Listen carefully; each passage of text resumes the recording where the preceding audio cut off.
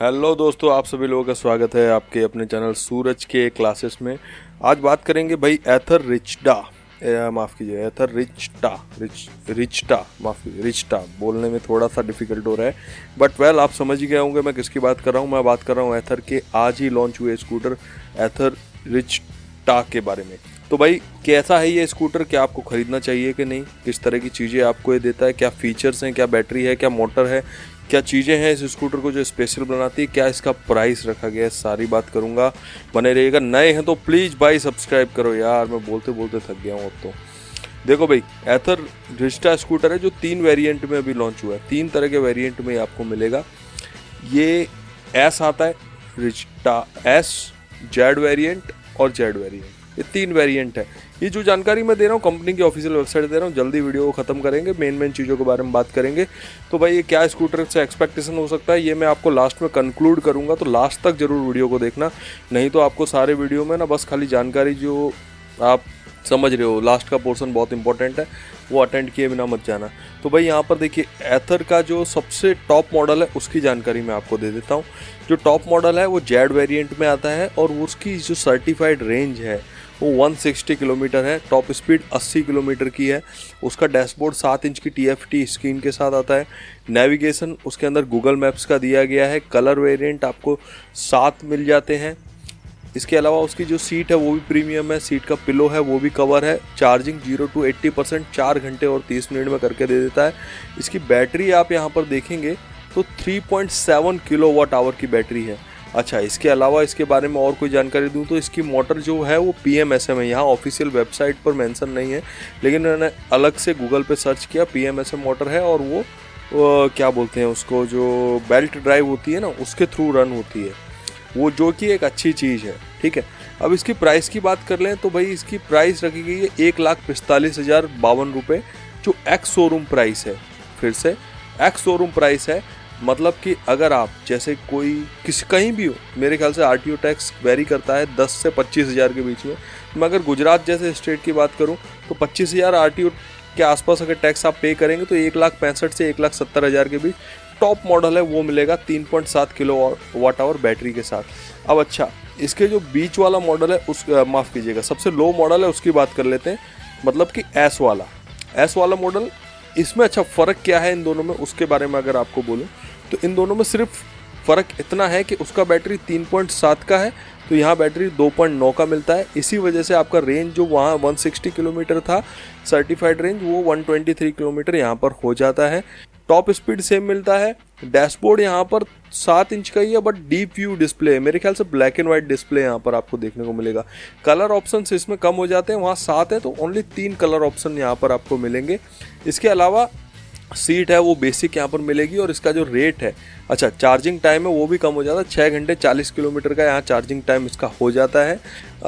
इसका जो प्राइस है वो 1,09,000 1,10,000 ऐसा प्राइस है, एक्स शोरूम प्राइस। मतलब कि मोटा मोटा अगर आप किसी भी जगह पे हैं जहाँ RTO टैक्स 15 से 25,000 वेरी होता है तो इसका प्राइस 1,25,000 से 1,35,000 तक 36 तक आपको मिल जाएगा। ठीक है, अगर आप गुजरात में भी हैं जहाँ 20-25,000 का है तो 1,30 से 1,35 तक मिल जाएगा ऑन रोड आपको ये स्कूटर। ठीक है, इसका मिडल वाला जो वेरिएंट है जो जेड में आता है उसमें सिर्फ इतना फ़र्क है इसके टॉप में, और देखिए मिडल में बहुत फ़र्क आ जाता है क्योंकि मिडल वाला और सबसे लो वाला जो एस वेरिएंट है वो दोनों सेम ही है, बैटरी दोनों का सेम है, सिर्फ एक डिस्प्ले का दोनों में फ़र्क रहता है। इसके अंदर 7 इंच का TFT डिस्प्ले है, वहाँ पर शायद ब्लैक एंड वाइट डिस्प्ले है लो मॉडल में। मिडल में आपको 7 इंच का TFT, बाकी सारी चीज़ें यहाँ पर सेम है, सिर्फ सीट एक प्रीमियम हो जाती है, कवर मिल जाता है, बाकी सब चीज़ें आप देखेंगे यहाँ पर। जेड मॉडल जो मिडल वाला है वो सेम है और इसका प्राइस यहाँ पर इस वजह से 15,000 बढ़ा दिया है।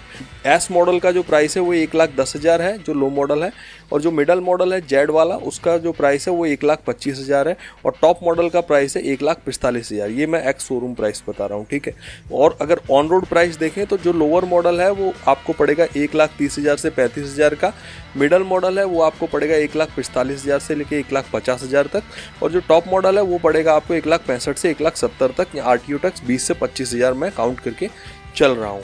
ठीक है, तो ये है इस स्कूटर की डिटेल। भाई अब मैं देने वाला हूँ आपको कंक्लूजन। इस स्कूटर को आपको लेना चाहिए या नहीं।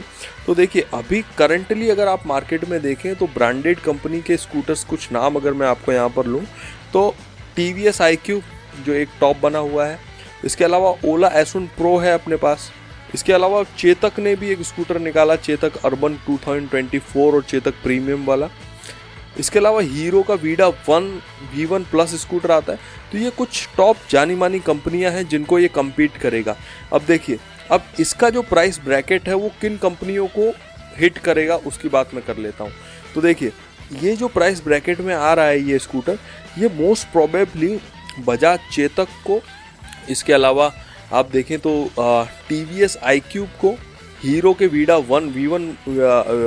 हीरो वीडा V1 प्लस को, प्रो को नहीं बोल रहा क्योंकि प्रो का थोड़ा प्राइस ज़्यादा है, V1 प्लस को मैं कह रहा हूँ, V1 प्लस को, और इसके अलावा ये हिट करेगा V1 प्रो को भी वैसे हिट करेगा क्योंकि V1 प्रो भी 145 का ऑन रोड प्राइस है, ठीक है। और इसके अलावा जो अपना ओला S1 प्रो आता है, मतलब ये चारों को कहीं ना कहीं डायरेक्टली इनडायरेक्टली इम्पैक्ट करेगा। बट ओला यहाँ पर सबसे ज़्यादा मुझे लग रहा है जो डैमेज होगा ना वो चेतक को मुझे लग रहा है, क्योंकि आप देखिए कंपेयर करेंगे ना अगर प्राइस, तो इसका जो प्राइस रेंज है सबसे लोअर मॉडल वाले का भी तो 130 से 135 ऑन रोड अगर आपको पड़ रहा है, सेम प्राइस ब्रैकेट में आपको ये हीरो का माफ़ कीजिएगा बजाज का चेतक आता है इलेक्ट्रिक स्कूटर, लेकिन इसमें बहुत फ़र्क है। बजाज के चेतक स्कूटर का आप टॉप स्पीड देखेंगे तो वहाँ पर 63 का है, जबकि कि यहाँ पर 80 किलोमीटर का है। रिवर्स मोड भी यहाँ पर उसमें दिया हुआ है, उसमें रिवर्स मोड लेने के लिए टैग पैक आपको लेना पड़ता है, टॉप स्पीड के लिए टैग पैक 9,000 रुपये 5 साल के लिए आपको देने पड़ते हैं, तो वो चीज़ें यहाँ पर नहीं है। BLDC मोटर नहीं है, मोटर भी PMSM लिया गया है, मोटर का बहुत बड़ा फ़र्क है यहाँ पे। बाकी जितने भी स्कूटर आप देखेंगे ना, हीरो को और ओला S1 को छोड़ दें तो TVS iQube एंड बजाज दोनों में ही आप देखेंगे तो BLDC मोटर का यूज किया गया है, और यहाँ पर जो मोटर आपको दिया गया है वो PMSM दिया गया है। जो ओला S1 प्रो के में जो दिया जाता है मोटर, वो मोटर दिया गया है, इसलिए ये ओला S1 प्रो को भी वहाँ पर उस कस्टमर को भी हिट करेगा, क्योंकि ओला S1 प्रो जहाँ पर आपको 1,55,000 से 60,000 के बीच में ऑन रोड मिलता है, वहीं ये स्कूटर 1,35 1,45 में अगर मिलेगा तो ये एक अच्छा ऑप्शन होगा कस्टमर के लिए। तो और मुझे जहाँ तक लगता है ये TVS iQube के मार्केट को सबसे ज़्यादा हिट करने वाला है, क्योंकि इसका मॉडल और सब देखेंगे तो सिमिलर TVS iQube के अकॉर्डिंग ही बनाया गया है। बूट स्पेस भी TVS iQube से ज़्यादा है, वहाँ पर 17 लीटर के आसपास है, यहाँ 34 लीटर का बूट स्पेस आपको मिलता है। तो TVS iQube जहाँ 150 से 160 के बीच में ऑन रोड आता है, ये 135 से 145 40 भी आ जाएगा। तो अभी लोग इस ऑप्शन के लिए ही जाएंगे, क्योंकि TVS iQube को एक बहुत बड़ा कंपटीशन देने वाला है ये स्कूटर। वहीं इस स्कूटर का मोटर भी TVS iQube से काफ़ी बेटर है, वहाँ पर BLDC hub motor TVS iQube देता है, यहाँ पर ये PMSM बेल्ट ड्राइव मोटर देता है।